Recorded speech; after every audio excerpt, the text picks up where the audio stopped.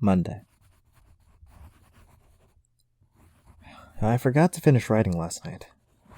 I'm not sure what I expected to see when I ran up the stairwell and looked out the heavy metal door's window. It's safe to say I'm feeling ridiculous. Last night's fear seems hazy and unreasonable to me now. I can't wait to go out to the sunlight. I'm going to check my email, shave, shower, and finally get out of here. Wait. I think I heard something. It was thunder. That whole sunlight and fresh air thing didn't happen. I went out into the stairwell and up the stairs, only to find disappointment. The heavy metal door's little window showed only flowing water as torrential rain slammed against it. Only a very dim, gloomy light filtered in through the rain. But at least I knew it was daytime, even if it was a gray, sickly, wet day. I tried looking out the window and waiting for lightning to illuminate the gloom, but the rain was too heavy and I couldn't make out anything more than vague, weird shapes moving at odd angles in the waves washing down the window. Disappointed, I turned around, but I didn't want to go back to my room. Instead, I wandered further up the stairs, past the first floor and the second. The stairs ended at the third floor, the highest floor in the building. I looked through the glass that ran up the outer wall of the stairwell, but it was that warped, thick kind that scatters the light. Not that there was much to see through the rain to begin with. I opened up the stairwell's door and wandered down the hallway. The 10 or so thick wooden doors painted blue a long time ago were all closed. I listened as I walked, but it was the middle of the day, so I wasn't surprised that I heard nothing but the rain outside. As I stood there in the dim hallway listening to the rain, I had this strange, fleeting impression that the doors were standing like silent granite monoliths erected by some, ancient, forgotten civilization for some unfathomable guardian purpose. The lightning flashed, and I could have sworn that for a moment, just a moment, the old grainy blue wood looked just like rough stone.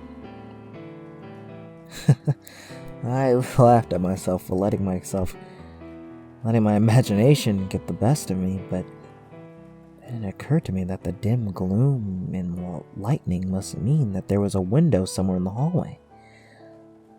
A vague memory surfaced, and I suddenly recalled that the third floor had an alcove and an onset window halfway down the floor's hallway. Excited to look out into the rain and, possibly see another human being, I quickly walked over to the alcove, finding the large thin glass window. Rain washed down it, as with the front door's window, but I could open this one. I reached a hand out to slide it open, but hesitated. I had the strangest feeling that if I opened that window, I would see something absolutely horrifying on the other side.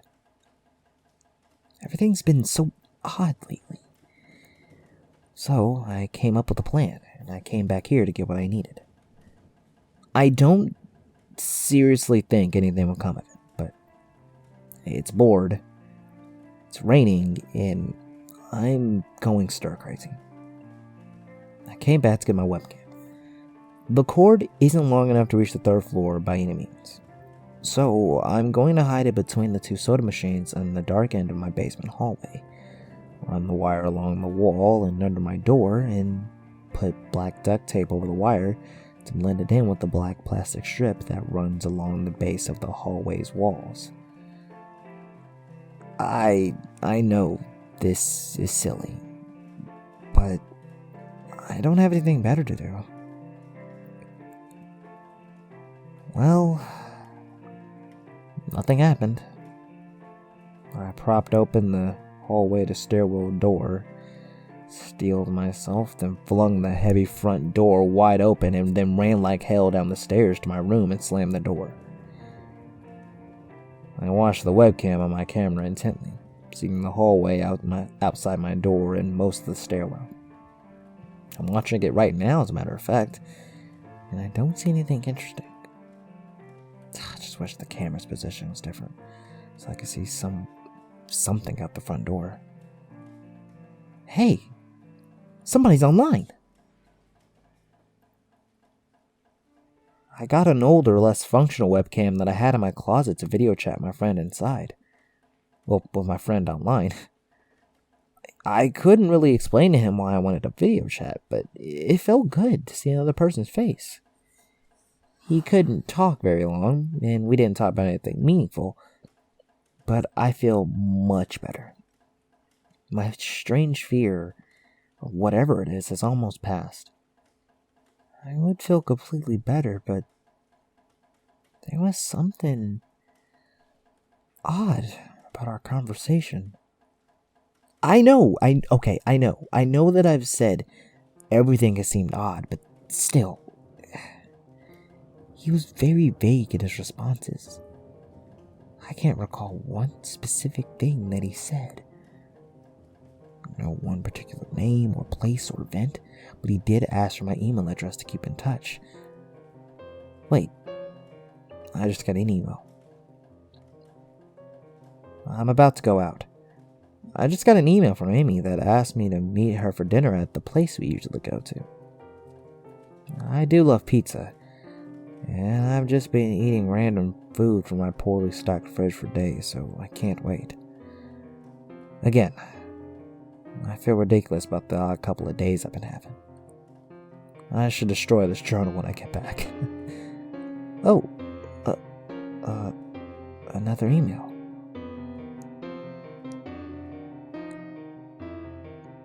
Oh my god. I almost left the email and opened the door.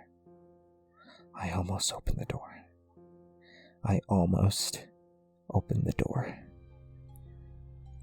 But I read the email first. It was from a friend I hadn't heard from in a long time.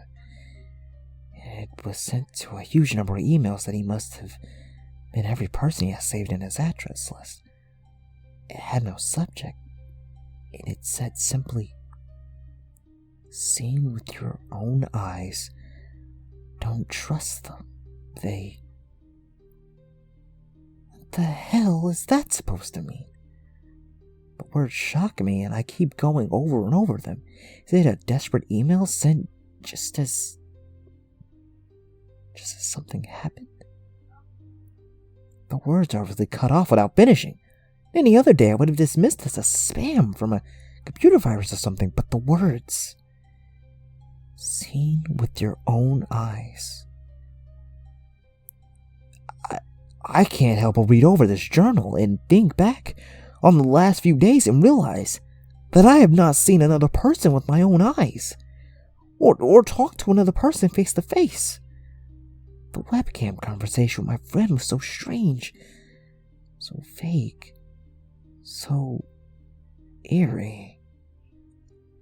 Now that I think about it, was it eerie? Or is the fear clouded with my memory? My mind toys with the progression of events I've written here, pointing out that I have not been presented with one single fact that I did not specifically give out, unsuspectingly. The random wrong number that got my name and the subsequent strange return call from Amy. The friend that asked for my email address. I messaged him first when I saw him online, and then I got my first email a few minutes after that conversation. Oh my god. That phone call with Amy. I had said over the phone that I was within a half-hour's walk of 7th Street. They know I'm near there. What if they're trying to find me? Where is everyone else? Why haven't I seen or heard anyone else in days? No.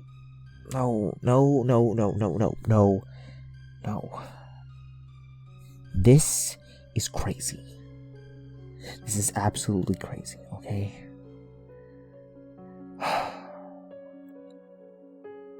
I need to calm down. This madness needs to end. I don't know what to think. I ran about my apartment furiously, holding up my cell phone up to every corner to see if it got a signal through the heavy walls. Finally, in the tiny bathroom near one ceiling corner, I got a single bar. Holding my phone there, I sent a text message to every number on my list. Not wanting to portray anything about my unfounded fears, I simply sent this. You see anyone face to face lately? At that point, I just wanted any reply back. I didn't care what their reply was or if I embarrassed myself. I tried to call someone a few times, but I couldn't get my head up high enough, and if I brought my phone down even an inch, it lost signal. Then I remembered the computer and rushed over to it, instant messaging everyone online. Most were idle or away from their computer. Nobody responded. My messages grew more frantic, and I started telling people where I was and stopped by in person for a host of barely passable reasons. I didn't care about anything at that point. I just needed to see another person. I just wanted to know that I wasn't alone. I also tore my apartment looking for something that I might have missed. Some way to contact another human being without opening the door. I know it's crazy. I know it's unfounded. But what if? What if? I just need to be sure. I taped the phone to the ceiling, just in case.